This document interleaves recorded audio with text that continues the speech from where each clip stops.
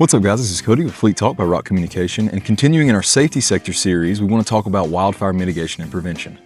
Now here in the upstate of South Carolina, we're at a very high risk now of wildfire given how dry it is. And in our last video, we talked about ground fuel mitigation. That's how we use our backpack leaf blower to clean up dead leaves, to trim down tall weeds and grass to ensure that wildfire can't spread easily.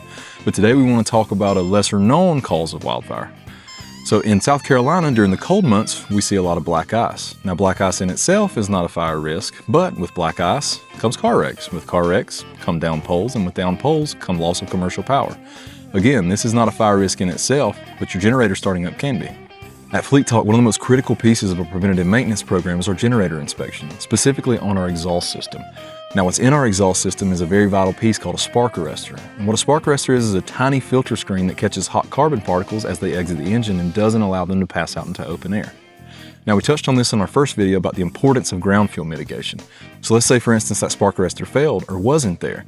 If we've done our due diligence in cleaning up all the ground fuels, if one of those hot pieces of carbon does get out, we're lowering our risk of potentially starting a fire.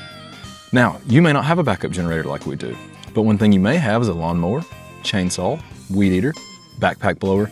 Pretty much anything nowadays with a gas combustion engine has a spark arrestor in the exhaust system. Now this step is very important, but very easy to do. On your exhaust outlet at the very end, you should see your spark arrestor. For one, you want to make sure it's there, and if it's not, replace it and put one in there. If it is there, pull it out, give it a once over. Chances are it's very dirty. Take a toothbrush or a wire brush and give it a good clean and make sure you put it back in. That's the most important part, is making sure it's in there so that none of those hot carbon particles can exit that exhaust and hit the ground anywhere.